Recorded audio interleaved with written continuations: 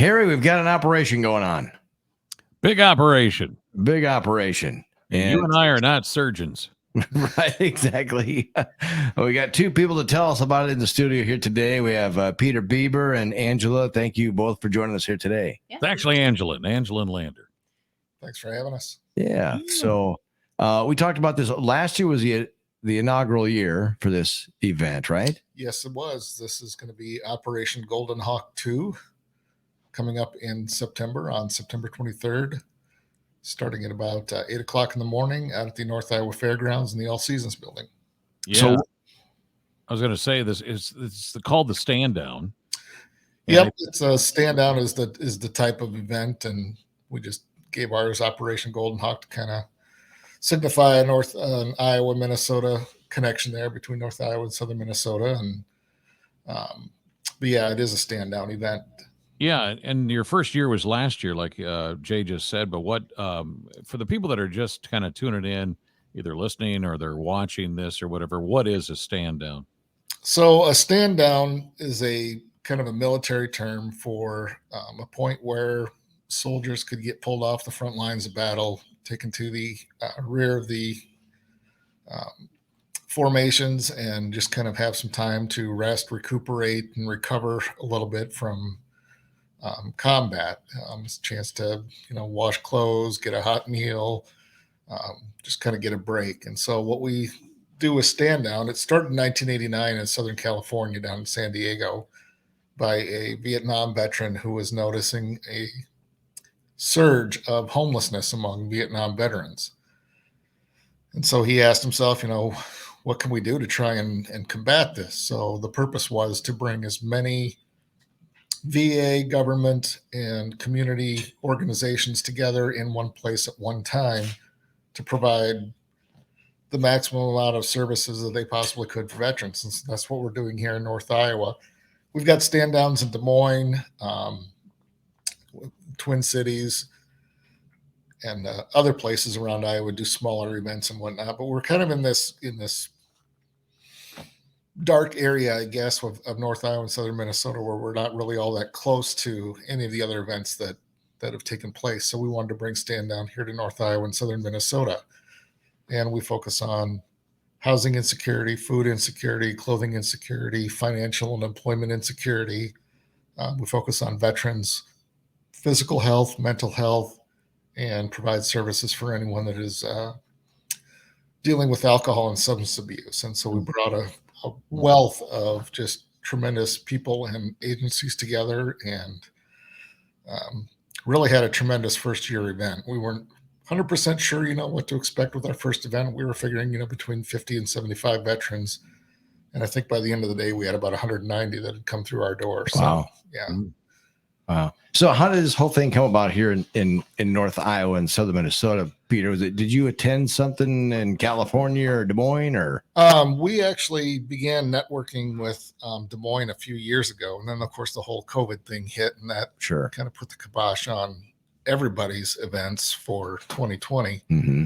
So that pushed us back about a year. But it's something that I'd been wanting to do for a while, since I got involved with different veterans organizations and worked with veterans professionally for a while. And so we knew that we had need here in North Iowa. And so we wanted to, we basically just brought together, a group of like-minded individuals and people that were motivated to help veterans. And that's how Angela came to help us out as our treasurer and grant writer extreme. But yeah, I knew that we had the people here in North Iowa that, we could put something very special together for our veterans that are struggling in any aspect of life. And we have the people and the resources that can help them out. So, Angela, what's your take on this whole stand down thing? Were you there last year? I was. Yep, I was. Yeah. So what's your take on this whole thing? Well, honestly, just as a regular person, not a veteran, I didn't think there was a need for it. When I first heard the idea, I thought, we don't have homeless people here in North Iowa or Southern Minnesota. Right. And my eyes were very quickly opened. There are a lot of very nice people who would otherwise be homeless to just crash on their couch. We have a lot of veterans couch surfing right now. And those are technically people that we can help. We can help them find housing. You know, we bring all those agencies in together who help veterans. So in case a veteran had a struggle with one particular agency, we can show them a different agency that can still help meet their needs. But yeah, when I first heard about this, I did not think we had a need for it. And I can prove to you 192 people had help from the stand down services in 2022. We're planning this year to see 500. That'd be awesome. Oh, It wow. would be. Yeah. So where are these people, Peter? Where are they? Are they right here in just the North Iowa, Southern Minnesota area, or actually are they farther out in the state? For us, it really doesn't matter where they're from. Right. I was kind of curious because yeah, but 192 sounds like a lot for this area. yeah, we do. Gosh, I think just here in Saragordo County, the local veteran service officer over at the courthouse, I think she has somewhere between 1,600 and 2,000 veterans that she's working with. Wow. Every county around here, you know, literally has, and a lot of that depends, you know, on whether or not veterans actually go see a veteran service officer for, you know, anything from educational benefits to death benefits. You know, there are so many things that a veteran service officer can help a veteran out with. I mean, it wouldn't do me I wouldn't be doing them justice by trying to explain all of them because I'd forget something. But yeah, I would say that every county in our area probably has a minimum of 1,200 to 1,500 veterans just in that county, or pretty close to that anyway. Peter, let me ask you, and this is kind of a hard question, but how do these veterans get to this point? What happens? I mean, let's hear from you. You're a veteran, by the way. Thank you for your service. Yeah, Appreciate that very much. For all the years you gave us. What happens to these veterans that I think today, in this day and age, a lot of it is just the significant amount of redeployments, multiple deployments to Iraq, Afghanistan, for the veterans who've, you know, made a career of the military, going all the way back to Desert Storm. You know, I mean, I knew, you know, maybe one or two guys when I was growing up that were Vietnam vets that, you know, did more than one tour of duty in Vietnam, but it certainly wasn't the norm by any means. We've had over 1 million men and women that served in Iraq and Afghanistan who were over there multiple times. My unit, the 1133rd, did 2 deployments over there. But I also know, you know, active duty veterans, you know, regular Army, Marines, Navy, Air Force, you name it, that did 5, 6, 7 tours in Iraq and Afghanistan. And every time that you go back, you know, any trauma that you experienced on a previous deployment just continues to layer over the top of that and continue to build up. And that's a lot, you know, that forms a pretty hard shell to the exterior of your psyche, I guess, that can be very, very tough to crack through. And so we see a lot of veterans that struggle to ask for help. We see a lot of veterans that can't accept help for one reason or another. Maybe they're too proud, or they just figure, you know, I served in the military. I should be able to tough my way through this. Right. So when you've got a lot of those things going on, and then you've got the toll that it takes on marriages and families, and if you're in the reserves like I was, you've got civilian employment considerations and stuff that you've got to, how tough that is to be at a job, then leave a job for a year, then come back to it, and then play catch up on everything that you missed out on while you were gone, and maybe some resentment from fellow employees who kind of had to pick up, the slack a little bit from your absence. So there's a lot of things that just continue to layer over there. And then you have the trauma from war itself, and then the effect that can have on a person, and, alcohol, substance abuse, things that people resort to try and deal with the trauma that they experienced over there. So, and you have somebody that is going to be there at this stand down that can help with maybe some mental health issues. Yeah, we'll have a variety of counselors from both the Department of Veterans Affairs, and then one of our biggest allies in this has been Prairie Ridge, and I don't think Ansel and I can even remotely say enough good things about all the things that Prairie Ridge brings to the table with counseling and substance abuse and alcohol abuse, and just the things that they've been willing to let some of their employees take paid days of their job to go out and do advocacy on behalf of Stand Down. So they have just really stepped up to the plate for us and just absolutely knocked it out of the park.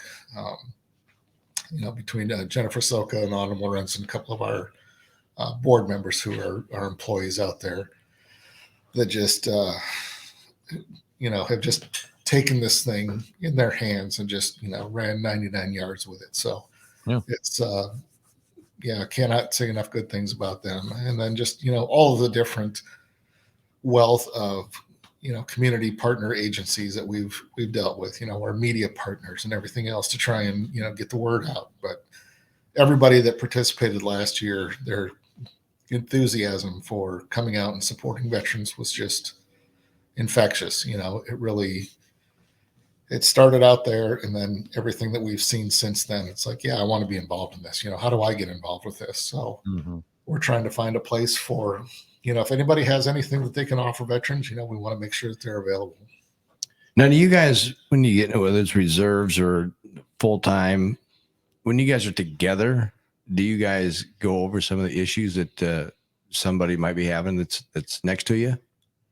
Does that make sense? Like a counseling type thing, or a smaller version of the veteran stand down type thing. I mean, sharing, basically. Sharing some stories you might, we certainly do.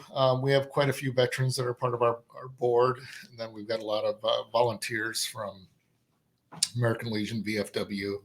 I think that the military does a good job when people come back of trying to, for coming back from a deployment or coming off active duty, trying to make them aware of all the different community and VA and governmental resources that are available to them. It's just, you cram a lot of that information into one space at one time, especially when we were coming back from overseas. We had to sit through a lot of different briefings and stuff like that. And sure, when you've been overseas and away from your family for a year or longer, all you really care about is just getting home. Mm-hmm. So some of that kind of goes in one ear and out the other. At least it did for me anyway. I just wanted to get home. I wanted to see my wife and my kids and my family. And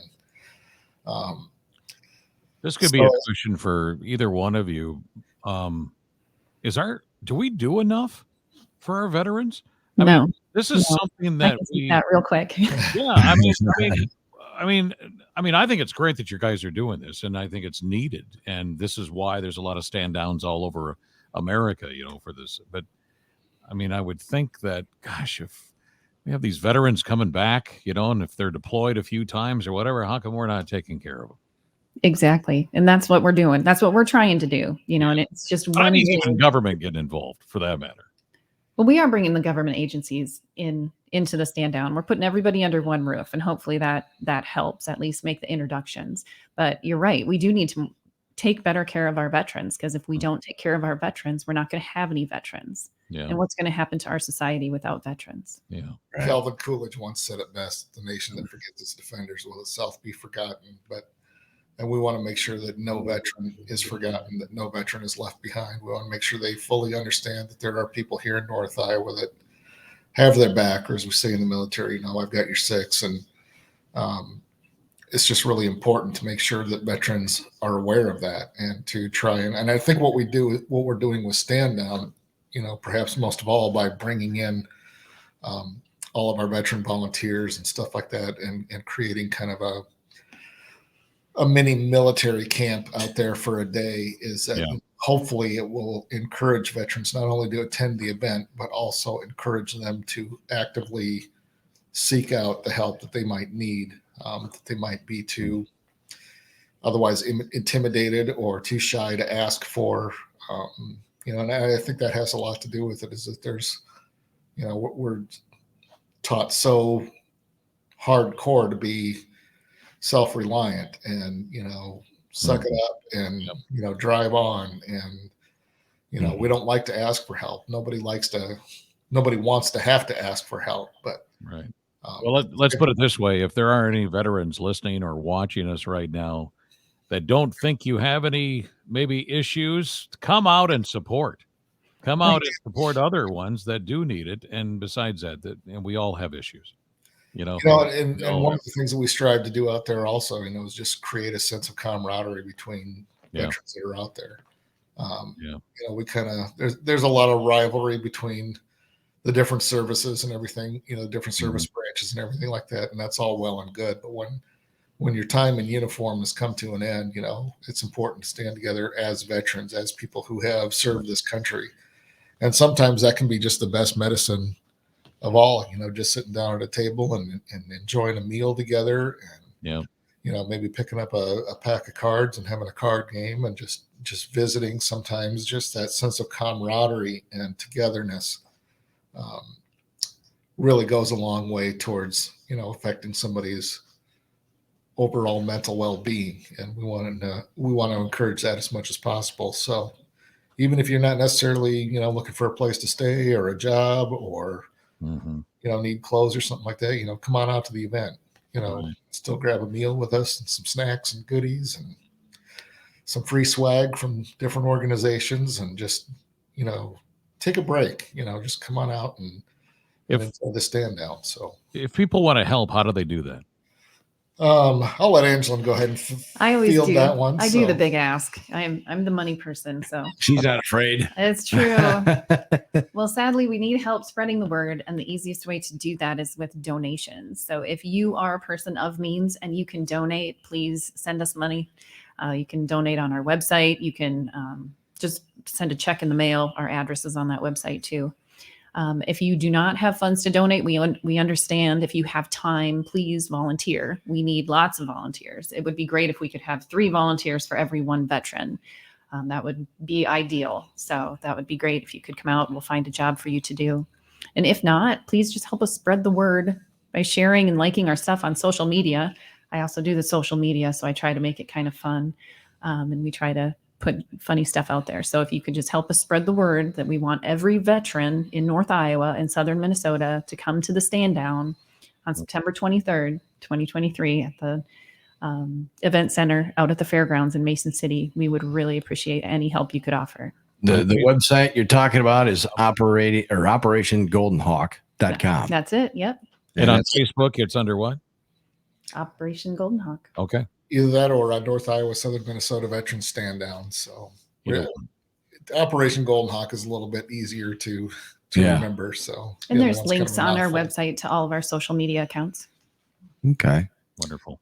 But yeah, if you are a veteran or of a veteran that is struggling, we want to see them out there at Stand Down that day. So do whatever it takes to get them out there. If we don't have the help that they're needing, that they need, we will do our best to try and get them to that help wherever we can and however we can. So it's actually going to be a big party out there. It should be a good time. We have a live band this year. Kilroy is going to be there that day. Oh, nice! For a couple of hours. That's a local good band. rock and roll there. Yeah, they're they're a band full of veterans and whatnot. Yeah. So Becky Sogard, one of our volunteers, is affiliated with that group, and she was able to get them lined up, and they were like, "Yeah, heck yeah, we want to come out there and play." So, so that should be a really, really good time. And then all of our service organizations, American Legion, VFW, the Marine Corps League. I cannot say enough good things about our Vietnam Vets of America. Vietnam vets have been my personal heroes since I was a little kid growing up. Mm-hmm. They still are. So many tremendous organizations that helped us out last year and that are going to be a part of it this year, and we're just so grateful for everyone's participation. Veterans. What's that? I think it's awesome, Jay, that Peter here is still serving. Even though he's not deployed or anything like that, he's still serving. He's doing his part in helping this cause and the veterans out there. And I don't know, Peter, if you could, would you actually go serve more and more time and get deployed? I don't know, but I know that you take a lot of honor in doing what you're doing here. Oh, absolutely. Every veteran says, we write a blank check, up to and including the cost of our own lives, and then our enlistment oath that we took when we joined up has absolutely no expiration date, and that's 100% true. And we stand ready to help out our fellow veterans and help out our country in any way that we can, and there's no time limit on that. Did you see the recent Craig Morgan country artist? Yeah. Just recently re-enlisted on the Yep, Grand Ole I Opry? did see that. Yep. Yeah. He's re-enlisted in the reserves. Good for How him. cool is that? That is awesome. That Yeah. is, absolutely awesome. So ranks right up there with the likes of Pat Tillman and others. So Do you run into a lot of veterans that are kind of like that? Like, you know what? I think I'm gonna just Re-enlist? be out there, re-enlist. yeah, you know what? As a matter of fact, my kid brother-in-law, Sergeant Matthew Platts. Right. It was, one of the things that was kind of a treat for me was having the opportunity to spend the last couple of years in the 1133rd serving with my brother-in-law. And so he's overseas, and so I, visit with his wife and his kids every now and then, see how they're doing and stuff. And so everybody's, anxious for him to get back here in the next month or so. But he was a guy that served, enlisted, served, went over to Iraq, did a tour, then got out for a few years, and then, made that decision to get back in after a few years. And so, yeah, there's quite a few that, kind of go out there, have that break in service. And then one of the lieutenants that I served with over on my last tour in Iraq back in 08 and 09, I think he was 40 or 41 when he went through basic training. Wow. Really kind of stretched the maximum enlistment age there for a while, but it was something that he wanted to do, after 9/11, and it wasn't totally unusual to do that. So yeah, see, there's quite a few people out there that have done that in the past, and hats off to every one of them. Yeah. Well, thank you guys so much for being here, and it's our pleasure. Let us know. September 23rd, North Iowa Event Center. It's going on one day, and it's all day long. So get out there, full support. Obviously, get a hold of them at OperationGoldenHawk.com if you have any donations, or their Facebook page, Operation Golden Hawk. So thank you. There's our email on there as well. So if anybody just wants more information from us, or how they can get involved, please send us a line at OperationGoldenHawk@gmail.com. Excellent. Both of you, thank you so much for stopping in again. Thanks for having us.